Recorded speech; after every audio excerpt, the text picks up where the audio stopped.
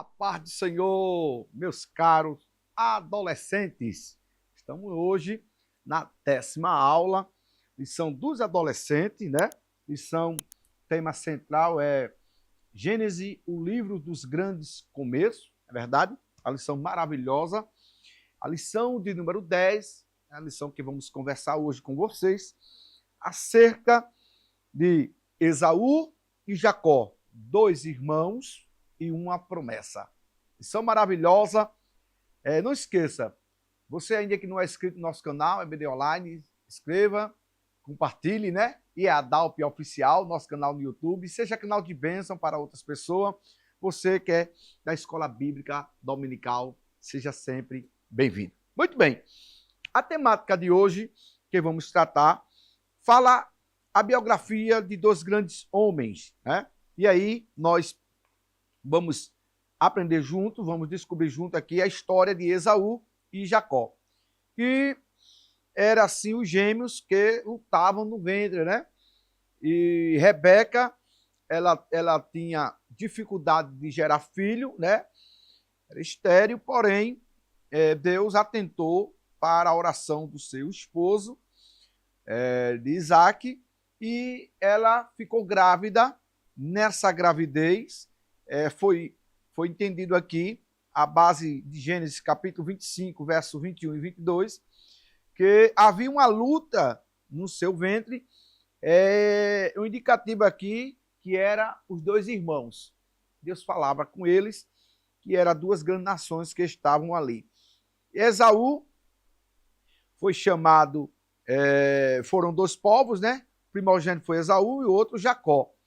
E sabemos que os dois cresceram com característica diferente, né? Enquanto eram gêmeos, mas porém diferentes, enquanto Esaú gostava da caça, gostava de estar caçando de uma forma mais externa de sua casa, andava atrás de suas caças, de preparar suas caças, de trazer suas caças para a fim de capturar e trazer para casa. Jacó era mais caseiro, né? Ficava ali junto de sua mãe, desempregado, e era o preferido de Rebeca, enquanto Esaú ficava na busca das caças, né? Era o caçador nato, e Jacó ficou mais em casa. E aí eram gêmeos, porém muito diferentes. Esaú gostava muito de contato com a natureza e foi um habilidoso caçador. Muito bem. O filho primogênito herdava uma porção dobrada, né, de todas as posses de seu pai, como um dia em Deuteronômio capítulo 21, 17. Nós sabemos que o direito da primogenitura era de Esaú, né? Era de Esaú. Ele foi o primeiro a sair, a nascer, né?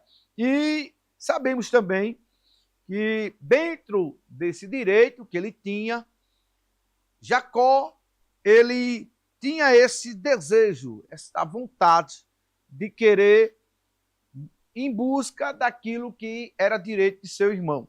E aí começa um conflito, né? O conflito entre irmãos, coordenado pela sua mãe. Jacó, ele arma um processo junto com a sua mãe. Ele faz, a sua mãe tem uma proposta para ele, porque escutou, né, o seu pai falar e pedir uma demonstração de sua caça, do seu trabalho, que Esaú saiu para a caça, foi em busca e demorou muito das suas atividades, já cansado, né? Esaú, ele foi buscar algo que sempre lhe fazia bem, trabalhar. Esaú era um dos filhos de Isaac e Rebeca que tinha essa afinidade, né, em relação ao seu trabalho. E quando ele chegou, diz o texto, Gênesis 25, verso 29 e 30, ele chegou cansado, né? E nessa oportunidade gerou uma necessidade. Foi quando Jacó tinha cozinhado algo especial, né? E ofereceu um prato de comida, fez ali uma proposta, né? No verso 31, a proposta foi aceita. Isaac priorizou, né, de fato ali, a proposta. Não se pensou na consequência, né? Não se pensou no compromisso, e aí ele entrega, melhor dizendo, Esaú, né? Entrega o seu compromisso do direito a Jacó, como diz Gênesis 25, 32 e 34. A sua mãe preparou todo o processo, né? E toda aquela conjuntura familiar. Agora vem desse grande conflito, né? A proposta de uma troca da primogenitura, e ele despreza aquilo, não valoriza.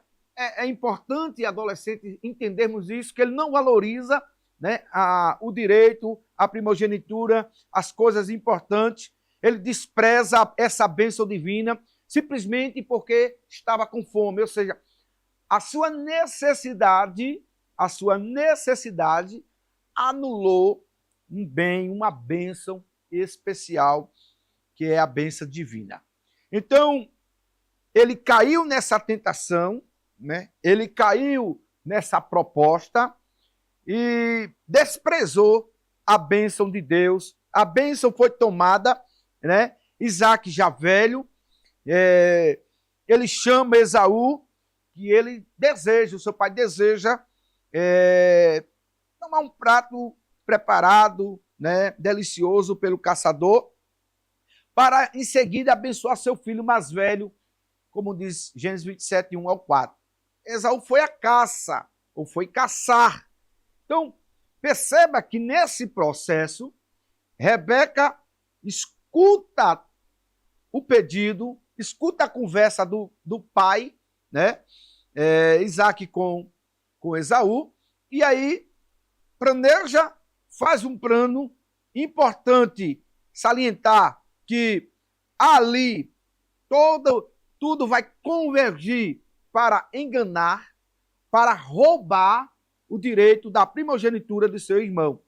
Então, Jacó, orientado, né, ele foi disfarçado, né, disfarçado para receber a bênção da primogenitura do seu pai. Interessante que a mãe preparou a janta, podemos falar assim. Jacó, ele não tinha pelo, porém a sua mãe cobriu as mãos e o pescoço com pelo de animais, né? Porque Esaú tinha pelo, Esaú era peludo, o filho mais novo. O coração de Jacó cheio de mentira, né? De engano, e agora vai para o lugar do seu irmão Esaú, vai pedir a bênção ao seu pai, e o seu pai, ainda já com idade avançada, ele apalpou, né, o seu filho e percebeu que estava com pelo, né? Porém, ele ouviu, ele disse: a voz é de Esaú, a voz de Esaú, né? Mas quando ele apalpa ali o seu filho, ele viu os pelos, ele entendeu que era Esaú mesmo, porém, né, a voz era de Jacó. É verdade? Aí começa o processo. Jacó, ele rouba a bênção do seu irmão. Mais tarde, chega seu irmão atrás da bênção do seu pai, e quando descobre agora, Esaú perdeu a bênção, agora planeja matar o seu irmão. O seu irmão agora vai fugir, orientado pela sua mãe, para as terras de Labão, o seu tio. E agora, veja, meu caro adolescente, nessa história, de quantas lições podemos tirar. Jacó, que agora ele anda fugitivo, né? Em Gênesis 28, Deus prometeu a ele, ele sonhou em um lugar, e Deus falou com ele, e prometeu lhe dar uma grande descendência àquela terra. Jacó agora chega às terras de Labão, Deus abençoa ele, vê a sua prima Raquel, e foi guiado, né, para a casa da moça, porque era filha de Labão. irmão de Rebeca, fugitivo, porém continuou ali trabalhando para seu tio, né? Onde ele tem um conhecimento de Rebeca, ele vai se apaixonar por Rebeca, ou melhor dizer, por Raquel, né? E aí casa-se com Raquel. Ele precisava trabalhar 7 anos, mas no final o seu tio lhe enganou, né? Ele deu a Leia em casamento e ele precisou, como ele amava a Raquel, trabalhar mais 7 anos. Parece que foi enganado, né? Labão enganou Jacó, é aquilo que a Bíblia nos mostra, que existe a lei da semeadura, meu caro jovem, meu caro adolescente, né? Jacó enganou a seu pai, enganou a seu irmão, e lá na frente ele foi enganado pelo seu tio, né? Gênesis 31:7, nós percebemos isto. Mas Deus manda Jacó, né? Depois de 20 anos, Deus diz a Jacó que ele deveria voltar para a terra de seus pais, em Gênesis 31:3. Ele organiza a sua família, né? Sem saber o que ia acontecer, ele creu, obedeceu, porque ele agora já é uma pessoa com maturidade, já é alguém que entende os processos, os desígnios de Deus. Jacó agora se demonstra interessado a atender o chamamento, a ordenança de Deus. Apesar da tribulação do lar de Isaac e de Rebeca, Deus preservou a família de Jacó. Colheu fruto, né? A gente sabe que Jacó planta e colhe o fruto do seu engano, sofre 20 anos debaixo do domínio de Labão, mas apesar disso, Deus o abençoou e Jacó o escolheu para dar continuidade à promessa feita a Abraão, né? Abraão, Isaque e Jacó. Que possamos aprender, meu caro adolescente, é que a bênção de Deus está direcionada, está ligada, interligado à questão da obediência. A bênção de Deus está sendo derramada sobre a nossa vida quando nós obedecemos a sua palavra, fazendo as coisas certas, do jeito certo, meu caro adolescente. Deus já preparou, reservou uma bênção especial para vocês.